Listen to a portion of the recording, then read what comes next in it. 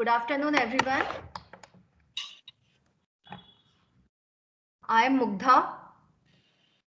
Today, I welcome you all to the 10th edition of Open House being conducted by DDAG.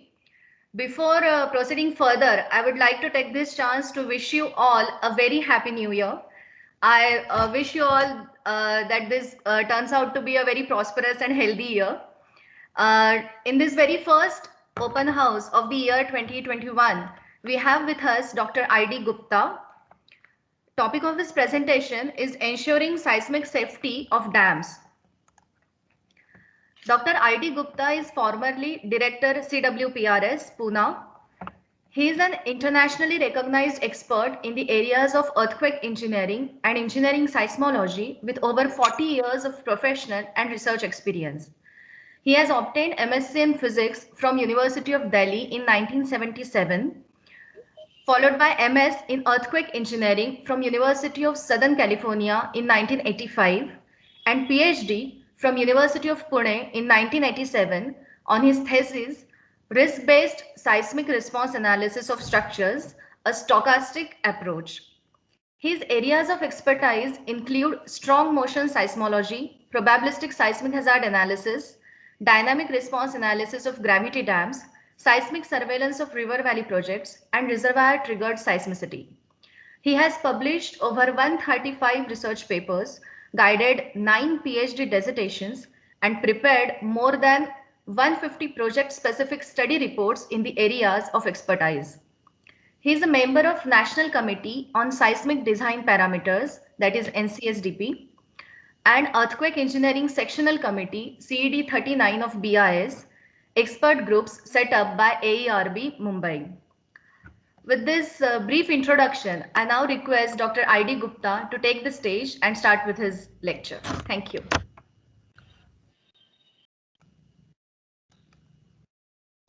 Thank you, Mugdha.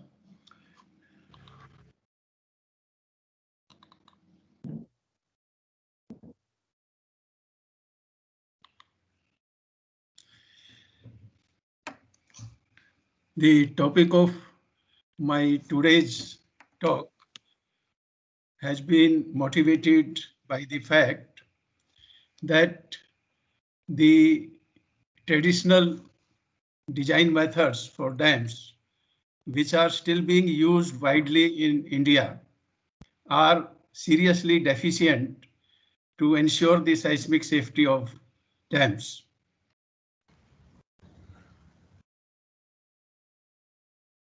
The simplified where earthquake effects are modeled more realistically, and those can be applied without any big increase in the efforts to ensure the seismic safety of dams in a better way, which is essential because dams are the infrastructure facilities of great socio-economic importance, and their continued functioning is necessary for the intended purposes. And therefore, the human civilizations have been building dams since ancient times, and the reference to the oldest dam is in 3000 BC in Mesopotamia. The engineering developments in dam has occurred only over about past 200 years by trial and errors. And based on that, now we construct different types of dams based on the site conditions, the construction materials available, and also the safety aspects. Important types of dams are the gravity dams, in which we may have concrete or embankment dams, include earth and arc dams. Only a lone arc dam is there in India, that is the Idukki Dam. And buttress dam, I am not aware of any big buttress dam in India. So the provisions for seismic safety in dams started much later. It was only in 1924, after the 1923 Kwanto earthquake in Japan, that the provisions for seismic safety in the form of seismic coefficient were first introduced in dam design. a seismic coefficient was taken only a very small fraction of the weight of the dam, and multiplying that by the dam gives the seismic forces. The concern about the safety were only the stability aspects, because before the seismic forces were introduced, the design was only concerned with stability against hydrostatic forces. And after the seismic forces were introduced, the same philosophy of design continued, and the resisting force are modeled simply by the cohesion and the friction. And the dam design, both the gravity dams as well as the earth or rockfill dams, our governing equation is the Coulomb's law, C plus N tan phi. The design code for earthquake resistant structures in India was introduced first time in 1962, and it suggested seismic coefficients, and that practice is still continuing. And the current seismic zoning map of India divides the country into 4 parts and suggests the seismic coefficients for each, and they are very small compared to our understanding about what real ground motions can occur during earthquakes. The stability analysis is carried out against various loads which may act on a dam, and these are the various loads. That is the dead load, that is the weight which provides the resisting force, mainly hydrostatic force, uplift pressure, and silt pressure on the upstream, earthquake forces, as I told, modeled by the seismic coefficient, hydrodynamic forces, because when the earthquake vibration takes place, there is hydrodynamic effects in the reservoir. All these forces are the distributed forces which vary along the height of the dam. And to find out the safety at any level of the dam, the structure above that level has to be modeled by all these forces acting in a resultant concentrated way, and we balance the driving forces and the stabilizing forces to see the safety. Hydrodynamic effects are also modeled by the seismic coefficients and some coefficients which gives the seismic effect of the reservoir, which were postulated by Jenger in 1952, and they are based on some simplifying assumptions. The design is mainly based on this formula for the factor of safety, where the first term represents the frictional force which resists the destabilizing forces, and the second term is the cohesive force. And for each, the code specifies factor of safety, and those are quite high in case of the cohesion, because we are quite uncertain about the cohesive forces, and friction also, they are quite high under different load combinations. And this F has to be more than 1 with these partial factors of safety, fractional factors of safety for cohesion and friction. And the various load combinations considered are listed here. They are as per the BIS code currently in operation. And we also calculate the stresses for these forces.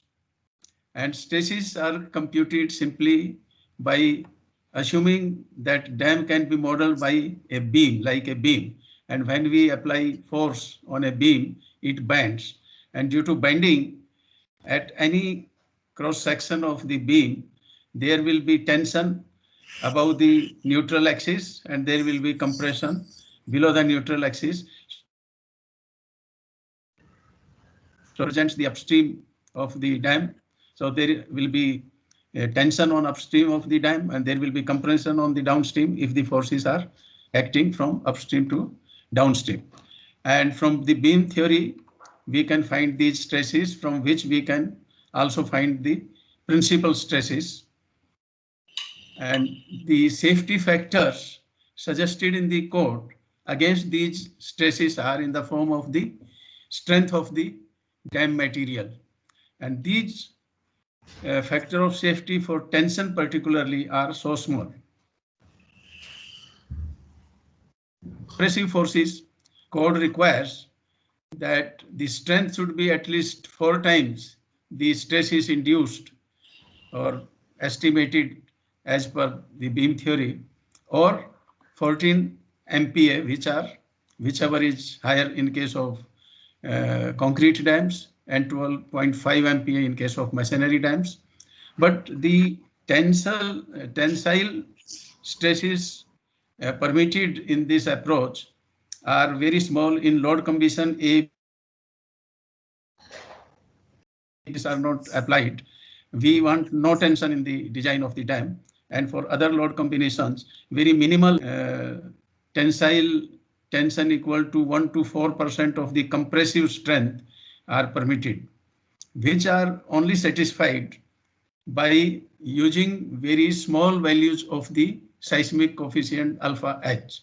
So this approach, which is being used currently widely in India for design of dams, is not able to ensure the seismic safety in a realistic way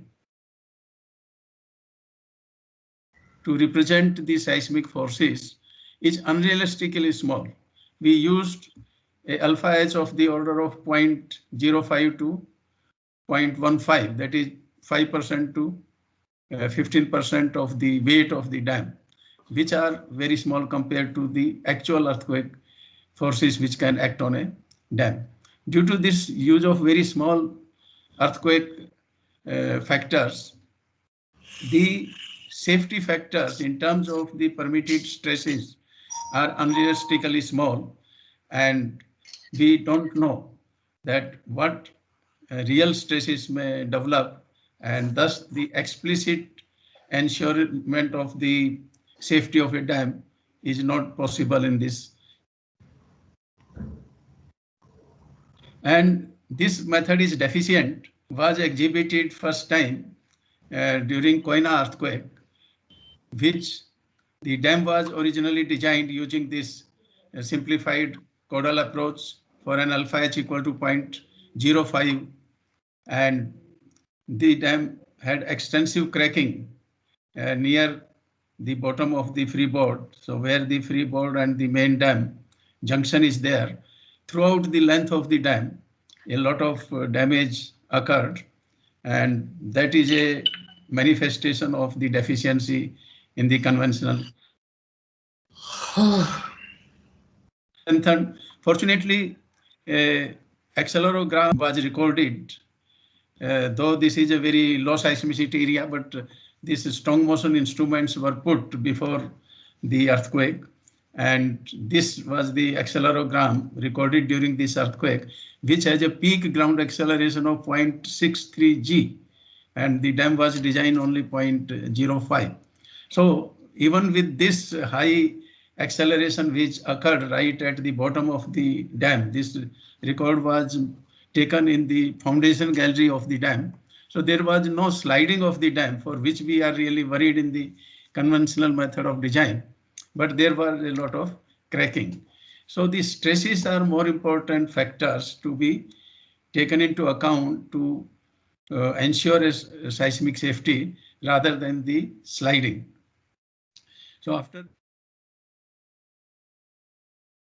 the cracks were strengthened by epoxy grouting, and then over next 3 to 4 years, these buttresses were provided on the non-overflow section of the dam, and these buttresses were designed for an alpha H equal to 0.5, that is 10 times the original alpha H which was used in the design. But those days, these dynamic analysis tools and awareness and methods were not available. So the design of these buttresses was, though of course, made on the basis of stresses, but the analysis was done at CW using photoelastic technique, in which the stresses could be judged by applying the static forces on a Perspex model of the dam cross section, and these were done. But the overflow section also has been strengthened much later during 2002 to 2006. And by that time, the methods of dynamic analysis were well developed, and site-specific ground motion were also developed. So this was based on site-specific design ground motion and detailed dynamic analysis of the non-overflow section. The design ground motion was done by CWPRS in 2002 in the report number 3949, and this site-specific ground motion is defined by response spectra and the acceleration time history of ground vibration. And this acceleration response spectrum represents the peak response of the structure for a given natural period or fundamental period and damping ratio. So if we know the natural period and damping of the structure here, we can straight away read from such curves, which are known as design response spectra, that what will be the maximum acceleration experienced by the structure. And then from that we can estimate what will be the stresses developed. So this is a simple method, but if we want more accurate estimation of the stresses, we have to carry out a finite element analysis using the time history of acceleration. Now, this is a common practice for all important dams in the country to get such parameters done as per the NCSDP guidelines, which was first, though NCSDP is in existence for a long time, but these guidelines suggesting that how these parameters have to be estimated was first brought out in 2011 and then updated slightly in 2014. And it suggests that we have to get the ground motion in terms of the response spectra and the time history, though we did it in 2002 before these guidelines also. This shows that during dynamic earthquake excitation, how the dam vibrates. So there is a fundamental mode of vibration which contributes the maximum to the response of the dam. And then there are higher vibration modes which also contribute to the dam response. This is like, we all know about the vibration of strings in our school days. There is the fundamental mode. So the maximum amplitude of vibration is in the fundamental mode, and then these are the harmonics. So from the response spectrum, we can get the maximum response in the fundamental mode and also in the higher modes, and we can combine those to get the total response from the response spectrum without going to the detailed time history analysis. So the current design philosophy as per the NCSDP guideline is that the dams should be able to experience the frequently occurring ground motion without any damage, and this motion is known as design basis earthquake motion. And some damage or significant damage may be permitted under extreme earthquake loads, which may occur rarely or may not occur at all during the, but expected, which can be expected to occur during the life. Damage may be permitted, but sudden collapse is not permitted. So under this damage, the water retaining capacity should not be jeopardized. So this is the philosophy that dual design is to be made, that safe, perfectly or absolutely safe under DBE and MCE. We permit damage, but the water retaining capacity should not be lost. And NCSDP guidelines provide the details for estimation of these two levels of motion. But unfortunately, we don't know, and I am sure that it is not being followed, the method of analysis on how to utilize these ground motion. Still, NCSDP is also suggesting, along with these site-specific ground motion, the seismic coefficient values, and everybody is using that much only and designing by conventional method and stopping at that stage, and that is the whole problem. So the purpose of this talk is to give some awareness on how to switch off and simplified dynamic analysis is possible. The efforts are not much more than what we are putting in the conventional analysis. The detailed dynamic analysis is really very complex because the dam, particularly gravity dams, are involving many complex issues. And first thing is that we cannot analyze the dam as a separate structure. We have to analyze the dam along with the foundation, which is a half space, and the reservoir of water, which is extending to infinity. So the complete system comprises the dam, the foundation, and the reservoir, and it is a very complex system because the dam is a very massive structure, and when it vibrates during strong earthquakes, there is a strong interactions between the structure dam and the foundation rocks, and also there is interaction between the reservoir water and the dam, and they have to be modeled along with the dam response under simultaneous action of the horizontal and vertical motion. So just we can understand it is a very complex system, and awareness and need for developing these methods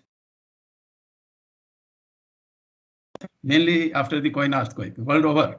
The Koina earthquake was the triggering event to develop the dynamic methods of analysis, and now we have very sophisticated methods and also the simplified methods which can be easily implemented by the professional designers.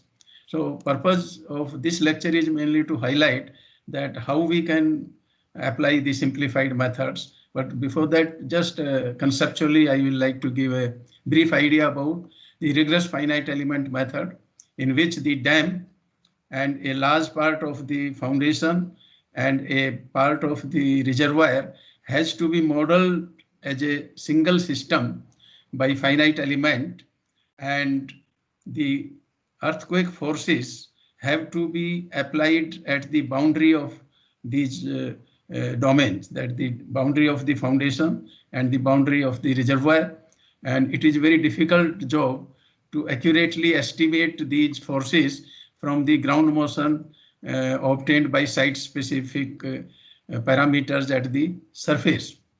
So it is there, but only expert analysts can implement these rigorous finite element methods.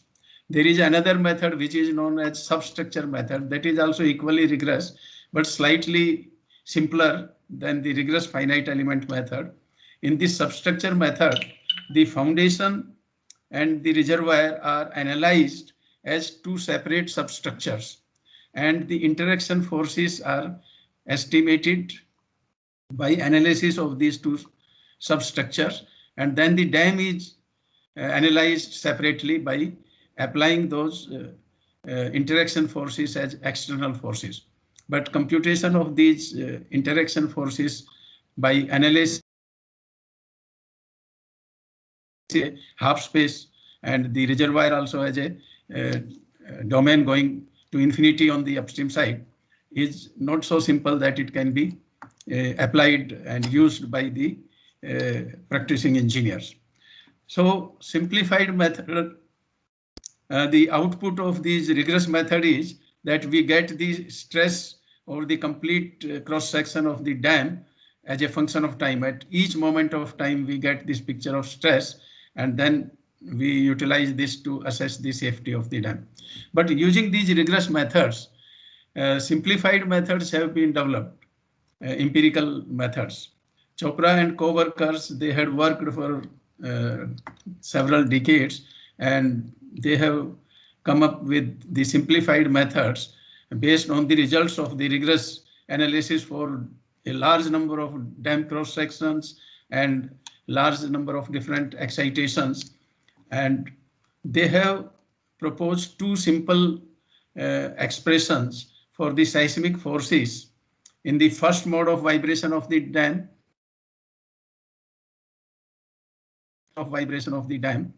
in terms of the properties of the dam. So these expressions, I'm not going to explain the details of each term, but just for completeness, that these are equivalent to your alpha H effects.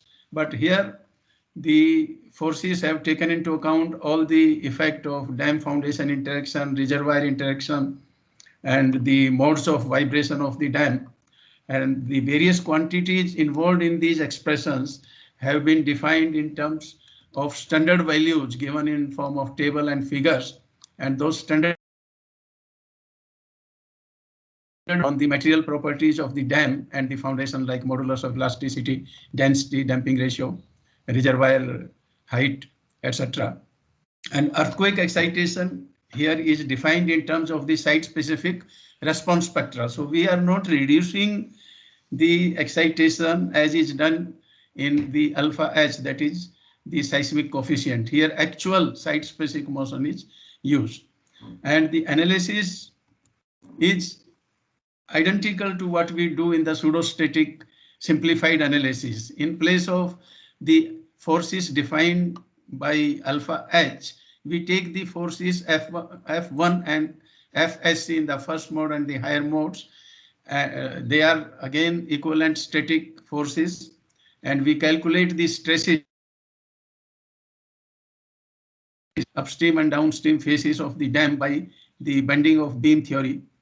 And these are the dynamic stresses which compare very well with what can be expected during a real earthquake. Also, these static loads are acting on the dam. They are still there.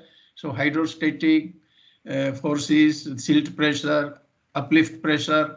So these stresses due to those static loads can also be estimated by the same beam theory. And we can combine the static and dynamic loads to get the stresses on the two faces of the dam due to the actual earthquake forces and also the very which are permanently available before the earthquake and continues after the earthquake. So this method is basically identical and similar in simplicity to the simplified method, with the only difference that we have to use the earthquake forces defined by these two quantities F1 and Fsc in the first mode and the higher modes, and then rest of the stress computation is similar. One example of this is shown for the Koina original section, and using the input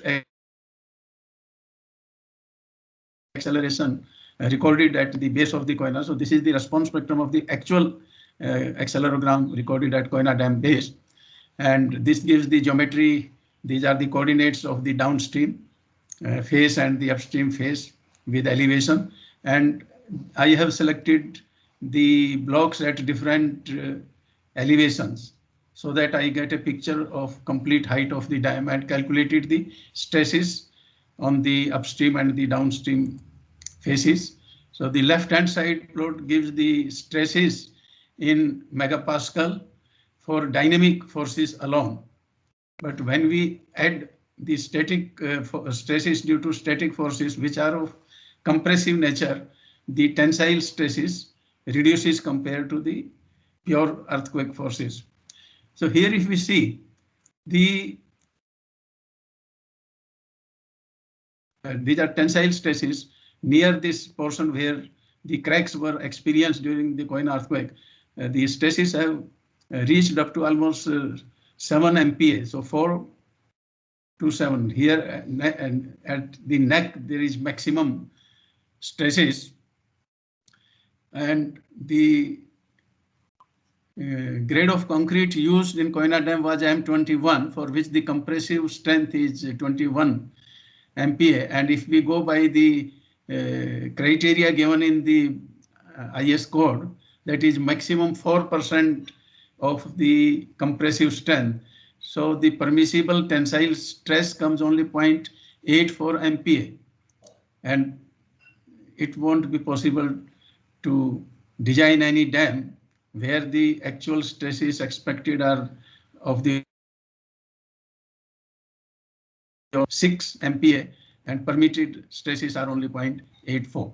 So the philosophy of dynamic analysis has to be applied with change in the criteria for the permissible tensile stresses. Now, we know from the various experimental studies that the tensile strength of the concrete is quite high. And this graph shows the relationship between the compressive strength and the tensile strength. So here the static tensile strength is defined by 0.324 and compressive strength raised to the power 2 by 3. So it comes around 2.4 MPa for M21 concrete. But there is considerable increase under the dynamic condition in the tensile strength. The compressive strength has been found not to increase much under the dynamic loads, but the tensile strength. So under severe earthquake, we have to permit the stresses up to the dynamic tensile strength, which comes around 50% higher. Then to assess the safety under maximum credible earthquake, further increase is permitted to account for the non-linear stress strain behavior, because under very severe load, the stress strain curve doesn't remain linear. Hooke's law is not linear up to very, so there is a curvilinear behavior, and because the analysis of the response assumes linear behavior, so if we correct for that, the permitted tensile stresses here comes up to 4.8 MPa for the Koyna Dam, and 4. They are here, and that is where the damage was actually observed. So if we had used the site-specific ground motion and taken care of the dynamic stresses which could be expected, perhaps the safety would have been ensured in advance. So the safety criteria under DBE and MCE are now defined in terms of the demand capacity ratio, where demand capacity ratio is the ratio of the stresses developed under earthquake forces plus the various static forces divided by the static tensile strength, and different increments in permitted DCR are made under MCE condition, under dynamic condition, and if we use these criteria, which are defined by the demand capacity ratio and the cumulative duration, that represents that under dynamic conditions, how many cycles of stresses will overshoot the strength. So we can permit up to 2 times the DCR compared to the DBE condition under MCE condition. So these are considerable departures from the conventional pseudostatic and stability-based analysis, which have to be used for ensuring the seismic safety of. Now coming to the design of the earth dam, we are again doing the same sort of analysis. The IS 7894 is used. Here the surface along which the sliding is to be curved is not a horizontal surface in the gravity dams. We take the circular arcs with different radius, and a large number of such arcs are to be studied to see that under any condition the and occur. The driving forces here are again the load, earthquake, pore pressure here is an important factor, because the resisting forces, this C and phi, they are affected by the pore pressure. And earthquake effects are taken, and for each slide, the stability or resisting force is defined by same C plus N 10 phi. And then we see that the cumulative driving forces and stabilizing forces for all these slices more than one. So the concept here is the same as in the gravity dams, only that the slip surface is taken as a circle and the material property changes, and the role of pore pressure here is more important. Material are also here, different zones of the dam have different materials, but the principle is the same. No dynamic effects are being accounted here. Earthquake forces are also very reduced in the form of alpha H, and with that only, so here the factor of safety is again defined by this, and these are the driving forces, and we permit the factors under very severe earthquake conditions around 1.2, and under non-earthquake conditions we want higher safety factor of, and that's all. So no seismic effects on the response of the dam, which are relating to the dynamic behavior of the dam, are accounted here. So this method again cannot be considered enough to ensure the seismic safety, because the earthquake forces are unrealistically reduced. Dynamic nature in case of the Earth Rockfield Dam is that the strain developed during actual vibration play important role, because as the strain increases, the material property degrade and the stability reduces.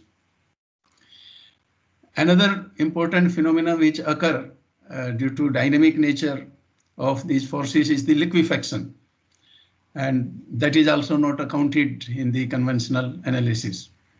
Now, even if our analysis shows that the under severe earthquake, which is the site-specific ground motion, considerable permanent deformation can take place, and the freeboard may be lost, and that may ultimately result into the failure of the dam. So we have to go beyond just ensuring the seismic safety to ensure the safety of the earth and rockfield dams, where we have to estimate under site-specific ground motion what will be the stability, because this stability has to be again seen with the properties which are residual after the liquefaction. Very small strength properties remain, and even if liquefaction doesn't occur, the deformation of the crest of the dam may be there, which may result into loss of the freeboard, and overtopping of the dam may take place. So again, here we have simplified methods to calculate these deformations and the liquefaction. Of course, simplified methods I will explain is available only for, and we have to do the detailed dynamic analysis.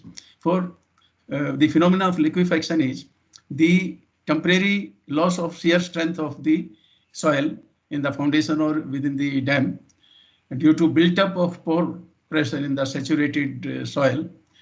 Due to vibratory nature of the earthquake, the consolidation of the material takes place, and the pore pressure, if they cannot be released, they develop, and the normal strength the soil like a liquid, so it completely loses the shear strength. And this phenomena mainly depends on the particle size, shape, and gradation of the material. So fine graded materials and non-plastic soils, they are more susceptible to liquefaction. And Suchida proposed a criteria based on the particle size distribution and the type of. Here, between these two curves, this is the high susceptibility area, where if our particle size distribution lies within this, and this outer two curves also cannot be considered free from liquefaction, and this can be used to get an idea about what will be the possibility of liquefaction in the dam or in the foundation. If there is no material which can liquefy, then the only thing we have to find out the formation which can take place during site-specific earthquake ground motion. And permanent displacement can be estimated using Newmark's method, where detailed finite element analysis of the dam section has to be carried out. And we have to calculate the stresses throughout the body of the dam on each finite element. So the shear stress and the normal stress on each element has to be estimated. And then we select surface and the elements lying along this face, we find out the total force acting. So in Newmark's method, that total force Ft is the driving force for this block due to the dynamic earthquake vibrations. And the initiation of this sliding, what may be the minimum acceleration which can initiate sliding, can be obtained by the static method of analysis, for which the factor of safety is 1. So the acceleration resulting in the factor of safety equal to 1, exactly equal to 1, is the acceleration which is the critical acceleration beyond which the sliding will occur and below which no sliding will occur. So by finding this time history of this vibration acting on this block, so this Ft is the total force, and if we divide this Ft by weight of the dam, that gives us the average time history of earthquake vibration, dynamic vibration acting on this block.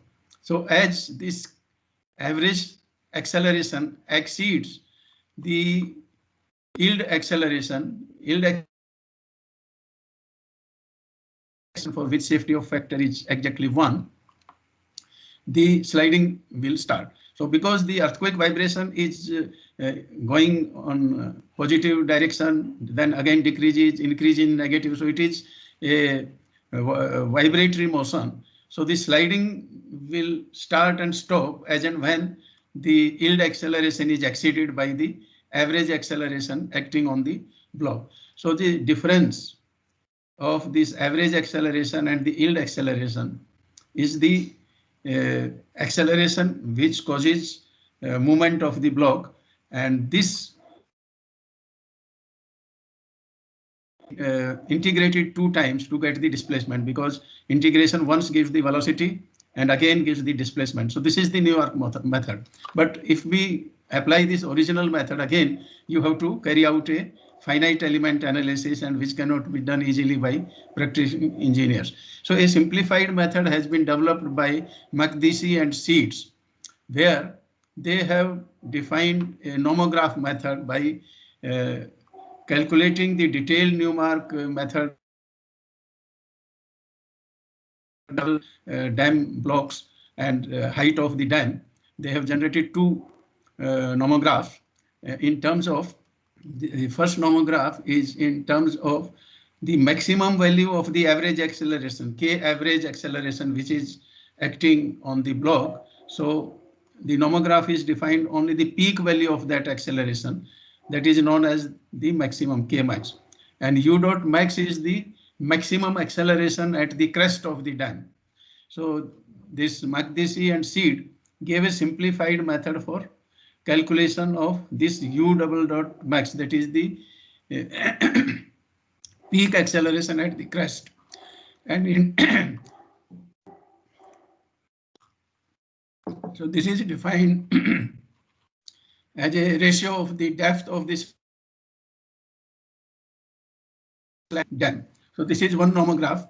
The other nomograph is in terms of the total permanent displacement normalized by the maximum value of the average acceleration multiplied by acceleration due to gravity and the natural period of the dam in fundamental mode as a function of the yield acceleration and the average maximum acceleration. So these two nomographs which can easily be used. So the method comprises that Seed and Magdesi has given a method to calculate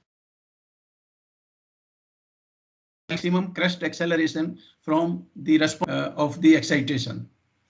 And from knowing this nomograph can be used to find out Kmax for a given y by h. So given height of the dam and the slip circle at what depth the slip circle goes. So this nomograph, if you know the maximum crest acceleration, you can find out the maximum average acceleration acting on the block Kmax.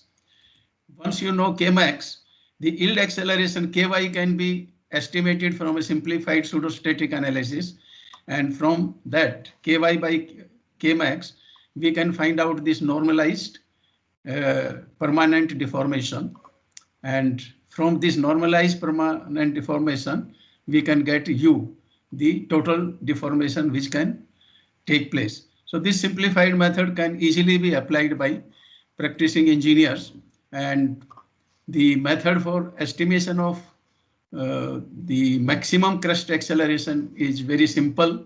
I'm not going to explain in full detail this method, but the only calculation required is that you read the response spectral amplitudes at different natural periods, which are given in terms of the height of the dam and the shear wave velocity in the dam material. And we need a strain dependent properties here, that is the shear modulus and damping of the dam material depends on the strain. So a iterative procedure is used to get the Umax from the response spectrum of site specific ground motion, and it can very easily be applied by any practicing engineer by hand calculation itself, or a Excel sheet can be prepared, and we can then get the permanent deformation. And this deformation has been shown to be in quite fair agreement with some conservatism with the permanent deformation estimated by detailed finite element analysis. Now, if there are liquefiable layers within the foundation or the dam, then just analyze the possibility of liquefaction under the given site specific ground motion. And for that purpose, there is no shortcut. We have to carry out detailed dynamic analysis and find out the complete time histories of stresses in each element of the dam.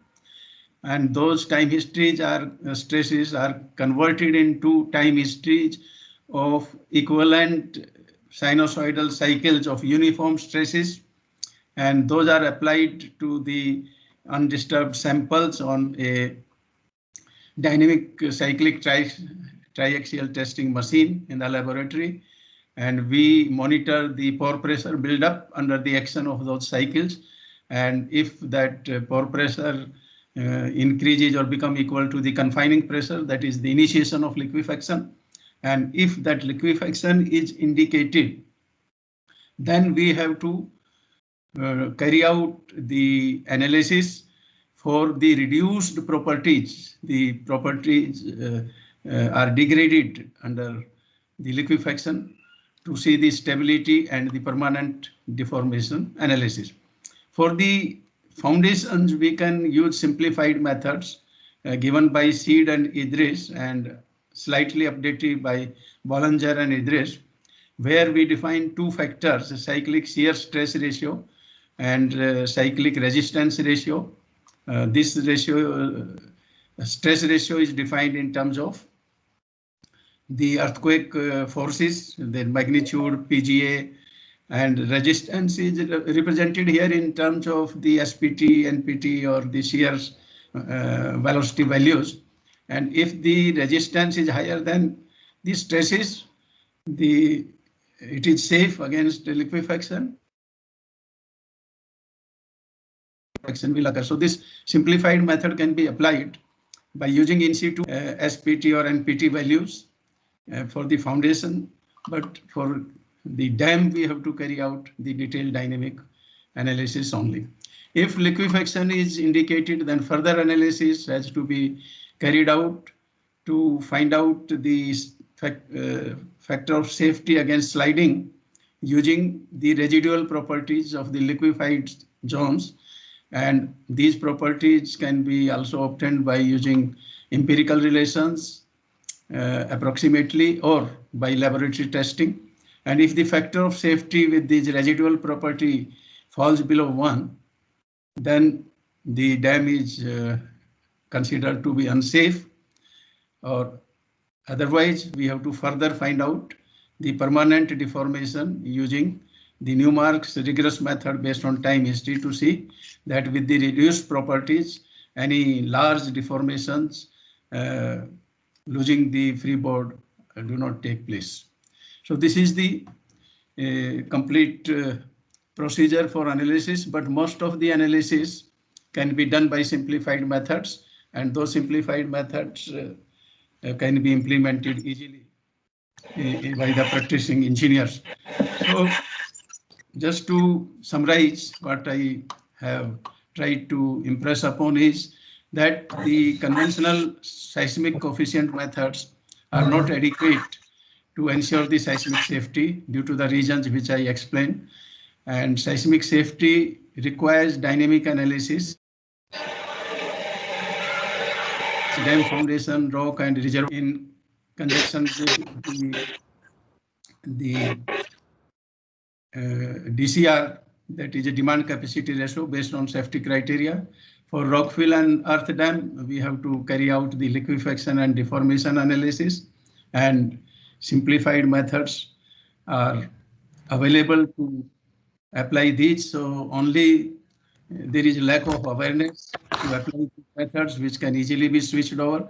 So I will like to conclude by saying that the current procedures provide us only a false feeling of safety of our dam against seismic forces, and we need to switch over forthwith with the simplified dynamic methods of analysis as I have outlined in this presentation, and that will give us an explicit idea about the seismic safety of the dams. Thank you. Thank you. Dr. Gupta. Now we have a question from Mr. Ajay. I'll read out the question.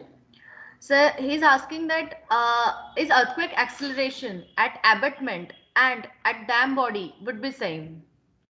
No, the abutment and not throughout the canyon or the valley of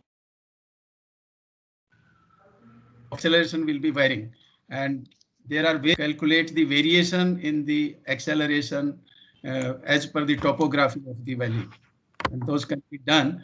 But in common practice, we are designing only the tallest section of the dam and taking the ground motion at that. But methods are available for that. Okay. So if anybody has any further question, they may ask by raising their hand, or they can ask, they can write it down in the chat box. Well, Mugdha, I would like to ask a question. Yes, sir.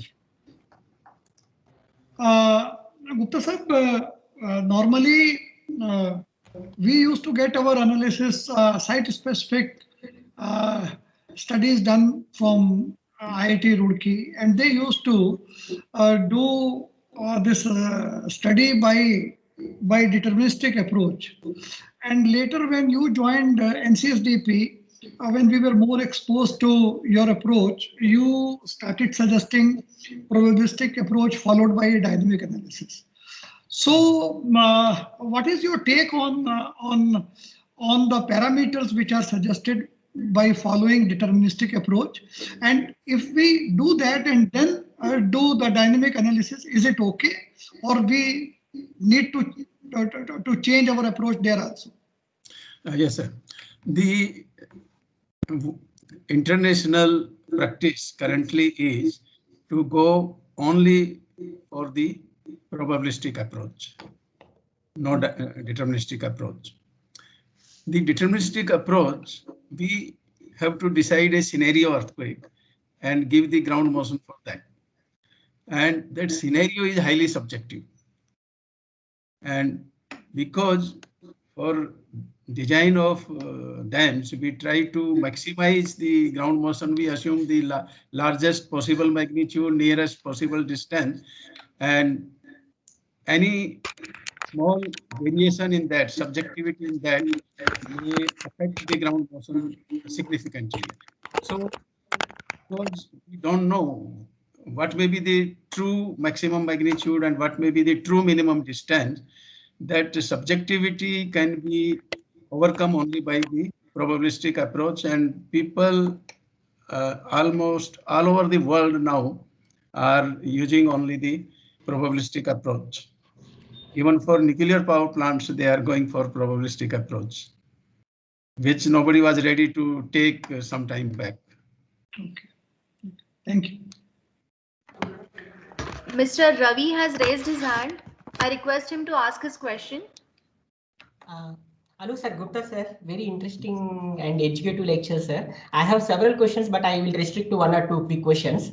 Sir, one thing is, as you said, determining permanent deformations is very important in case of embankment dams. So there are different approaches to determine the permanent deformations. One is by numeric sliding block analysis, and the other one is by carrying out the nonlinear analysis, like HS small model, or any other UBC SAN model. So the issue is, in numeric sliding block analysis, the failure is assumed, like it is assumed that during some cycles, the complete mass is going to slide over the failure surface. Yeah. But how these nonlinear models can capture that? Because they cannot capture, FEM models cannot capture, as I know limited, with my limited understanding, they cannot capture the dislocation of the failure surface. That's true. So but are they going to give the like comparable results, or which is the best one? Can you please suggest nonlinear methods or numeric sliding block analysis? This method which I have described, they are the simplified methods and are considered to be somewhat conservative, and they have to be applied to different slip circles. We can't just decide in advance that which circle is more critical. So theoretically you have to consider a very large number of slip circles and see under which. Now this is based on the assumption of rigid block, which is not really rigid. The soil block is not rigid. But just to provide a simplified method, this approach is considered quite conservative. It may not compare very well with what maybe in real nature may occur, because that is very difficult to predict. So I think for practicing engineers, this provides a simple method, and if the safety aspects are satisfied, perhaps we can go ahead with that. Sir, my doubt is, sir, can we rely on the nonlinear method? If we can do nonlinear analysis, can we rely on them compared to the numeric sliding block analysis? For the liquefaction of foundation, because for this permanent deformation, I am not aware of Bollinger approach. Okay, sir. Because this is most commonly practiced, this numeric method or the this Makadesi and seed simplified method are the methods being practiced for the permanent deformation.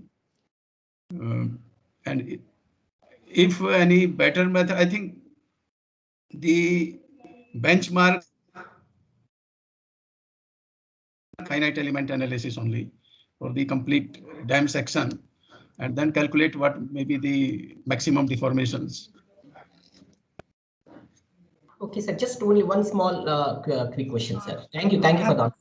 Sir, our time is up now. You will have to request Gupta Sahab. You please send your questions to us. We will send it to Gupta Sahab and inform you through an email. We will do that.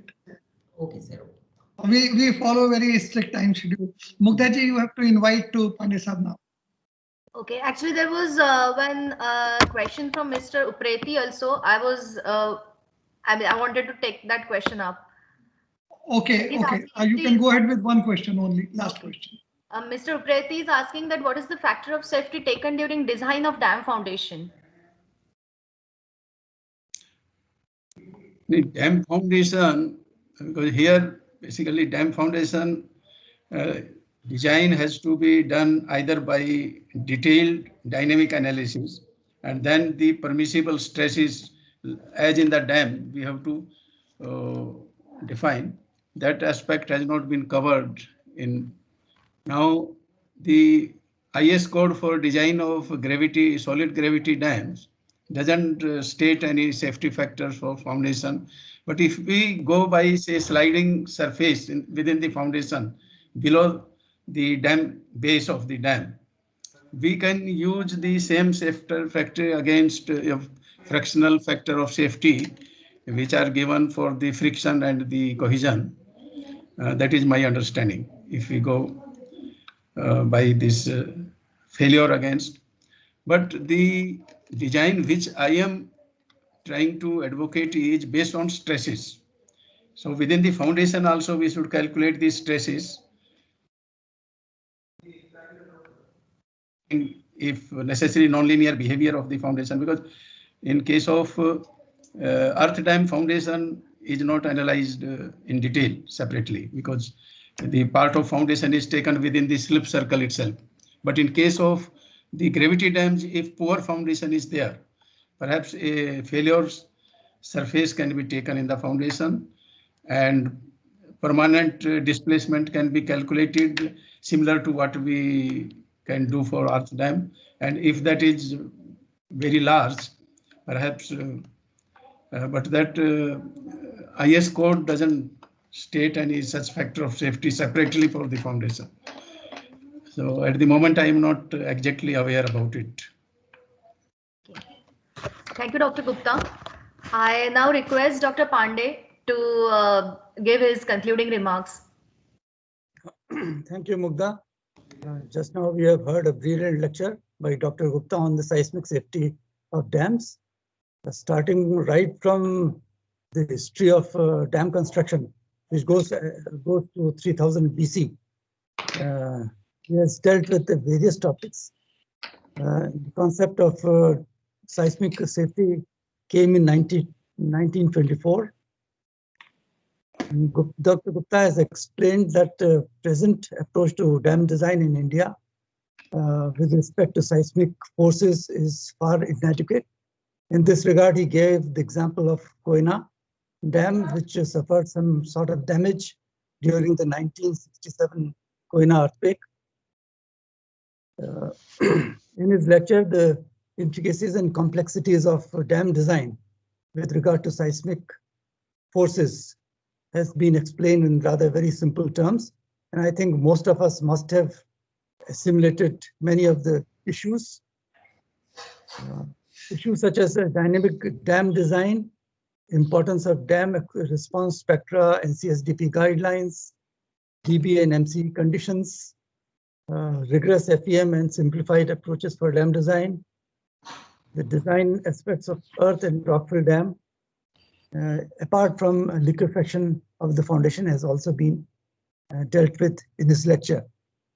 On a personal note, I would say that my intense scientific association with Dr. I.D. Gupta has been for the last over 12 years. In this period, we have together investigated, along with, of course, Dr. Sujit Das Gupta, investigated a host of projects in Northeast India, then in some projects in the Middle East, as well as in the Kashmir Himalaya. And I found that his knowledge is very, very vast, though he's basically a man of physics and has done his postdoc, you can say, under the famous Professor Tryphonic. His grasp on even geology is very, very firm. And in my interactions with him during this period, I've learned a host of things, not only on the subject of seismic engineering, but even on geology. And many of my conceptions were, you can say, refined, and many of the notions, wrong notions, which I was carrying were rectified through discussions with Dr. Gupta. So I think we are really privileged to have such a brilliant lecture by a man who has through and through worked in aspects of seismic hazard assessment, as well as in design of various dams all over India. Thank you. And I request now Gopal Dhawan. Before we close, I would like to convey my special thanks to Dr. Gupta for this very informative and thought-provoking lecture. And I, on behalf of DDAG, convey our grateful thanks for sparing his valuable time for us today. And I am also thankful to all the participants for joining today's lecture. Thank you very much. Thank you, sir. Thank you, Dr. Dhawan. I once again thank Dr. Gupta for this wonderful lecture, and I also thank Dr. Pandey for his wonderful remarks. With this, we come to the conclusion of Open House Edition 10. Hope to see you all next month on second Saturday with the 11th edition of Open House. So stay healthy, stay safe. See you all then. Bye. Thank you for now. Namaskar. Jai Hind. Jai Hind.